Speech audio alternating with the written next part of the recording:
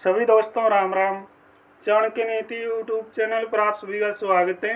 उम्मीद करता हूं कि आप सब बढ़िया होंगे। तो आज की वीडियो रहेगी भाई, जो साथी बार बार मैसेज करे थे कि सर कल से जो खबर आ रही है उसमें कितनी क्या कुछ सच्चाई है, आगे क्या हो सकता है, क्या सब कुछ खत्म हो जाएगा। जैसे कि भाई आपके एक्स सीएम है यानी जो पूर्व मुख्यमंत्री, उन्होंने बयान दिया कि हम नए सिरे से 2 लाख पदों में भर्ती करेंगे। और जो आपका 25,000 ज्वाइनिंग का मामला है भाई, उस पर गोलमाल रहा है, यानी आप समझते हो ना, उस पर कोई जवाब नहीं है। तो अब बच्चों के मन में डर हो गया कि सर 25,000 ज्वाइनिंग का भी सफाया हो जाएगा ऐसे, तो क्योंकि लग रहा कि विपक्ष सत्ता में बैठ जाए, ऐसी संभावनाएं हैं। लेकिन युवा सबसे बड़ी ताकत। अब युवा क्या करेगा? क्या सब सौदा खत्म हो जाएगा भाई? नए सिरे से भर्ती होंगी, सीटी पॉलिसी खत्म कर दी जाएगी। जो ये हरियाणा के अंदर एक सीटी नाम की बीमारी चली है ना, क्या ये खत्म हो जाएगी? क्या 25,000 ज्वाइनिंग सेफ है भाई? चाहे उसमें 56-57 हो, हरियाणा पुलिस हो, टीजीटी हो, ग्रुप डी हो, चाहे 20 ग्रुप हो भाई। वैसे 20 ग्रुप सेफ है, लेकिन मैंने यहाँ पे चर्चा के अंदर शामिल कर लिया है, क्योंकि दोस्तों मैं आपको रियलिटी बताता हूँ। देखो भाई, ना तो हम सरकार की बात करते और ना ही हम विपक्ष की बात करते, हम करते हैं जो साथी हमारे साथ जुड़े हैं। कल को कौन सत्ता में बैठे भाई, किसी को कुछ नहीं पता, ठीक है ना, कौन क्या बैठेगा। लेकिन हम तो जो आपके मुद्दे हैं भाई, जैसे पहले उठाते आए हैं, आगे भी ऐसे ही उठाते रहेंगे। आप पीछे देख लेना अपडेट। तो चैनल को सब्सक्राइब कर सकते हैं, वीडियो के नीचे अपना टेलीग्राम का लिंक है, टेलीग्राम को ज्वाइन कर सकते हैं। तो दोस्तों बात करेंगे पॉइंट टू पॉइंट, ध्यान से सुनना भाई। हरियाणा सीटी खत्म होगा क्या? दोस्तों इसकी पॉसिबिलिटी देखो, सरकार चाहे तो ख़त्म कर सकती है, लेकिन ऐसा लग रहा है कि जो बच्चों की डिमांड है, जिसमें मैक्सिमम बच्चे शामिल है, कि हरियाणा में जो सीटी है वो ख़त्म कर दिया जाए। और विपक्ष तक भाई ये मुद्दा पहुंच चुका है, ठीक है ना, विपक्ष तक मुद्दा पहुंच चुका है। हो सकता है विपक्ष ही कल सत्ता में बैठ जाए भाई, क्योंकि सरकार ने जो बच्चों के सामने भाई वादा किया था उसको पूरा नहीं किया। सरकार सिर्फ लटका गई बच्चों को, ठीक है ना। अब ये कहोगे कि सर आप तो विपक्ष की बात कर रहे हो, सत्ता पक्ष की नहीं बात कर रहे। भाई दोनों की बात करेंगे, ठीक है ना। तो मैं आपको डायरेक्ट बता देता हूँ भाई, नए सिटी के बारे में अभी कुछ नहीं कहा जा सकता, अभी कुछ नहीं कहा जा सकता। हो सकता है ये ख़त्म भी हो जाए, हो सकता है ये भाई क्वालिफाई भी हो जाए।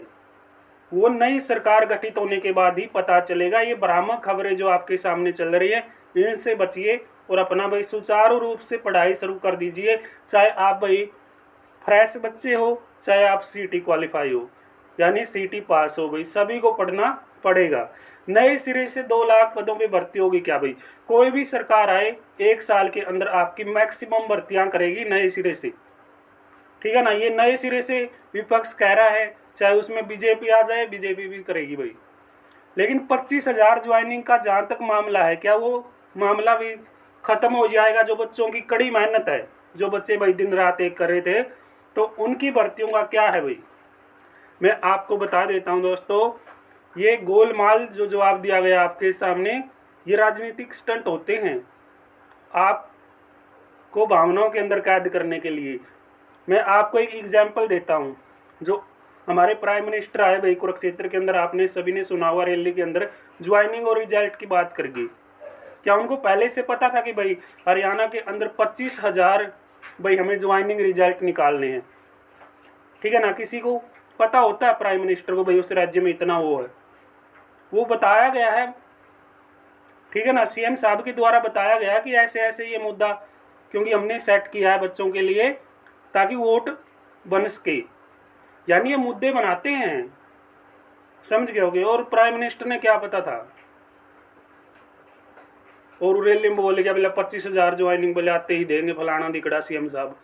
अरे ये करने वाले होते तो पहले भी तो समय था। ये राजनीतिक स्टंट होते हैं ये, चाहे इसमें भाई जो आपके वर्तमान सीएम है, वैसे सरकार भंग हो चुकी है, जो कार्यवाहक सीएम है, चाहे वो हो इसमें, चाहे आपके भाई पूर्व सीएम हो, चाहे वो हो, इसमें दोनों ही सेम है, ठीक है ना। लेकिन मैं आपको एक बात कहता हूँ दोस्तों, 56-57 JE, Haryana police, TGT, group D, चाहे 20 ग्रुप हो भाई, 20 ग्रुप वाले भी पढ़ लो, ठीक है ना।